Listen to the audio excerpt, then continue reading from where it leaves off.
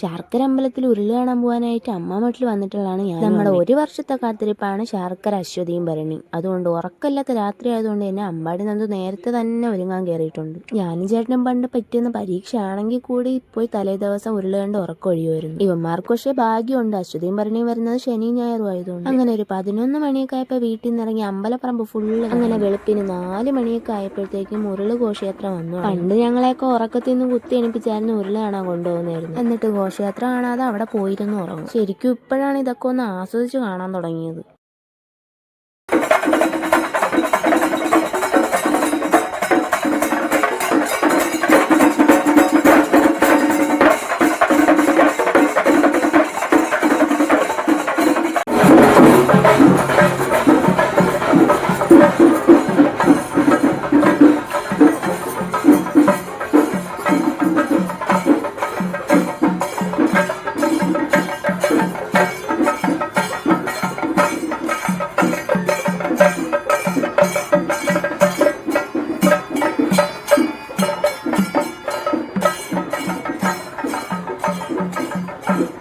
അമ്മയും പ്രീതാമ്മയും കൂടെ നടന്ന് കാണുന്നതല്ല എന്താ സുഖം. ഇവിടെ എവിടെയെങ്കിലും ഇരുന്ന് കാണാമെന്ന് പറഞ്ഞൊരു വീടിൻ്റെ ഫ്രണ്ടിൽ സീറ്റും പിടിച്ച് ഇവിടെ ഇരിക്കുന്നുണ്ടേ.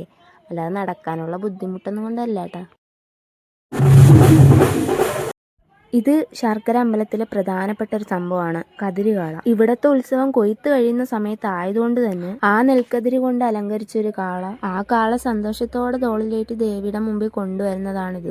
ശർക്കര തൂക്കം പോലെ തന്നെ ഇവിടുത്തെ കർഷകരുടെ പ്രധാനപ്പെട്ട ഒരു വഴിപാട് ഇതും കൂടിയാണ് കേട്ടോ.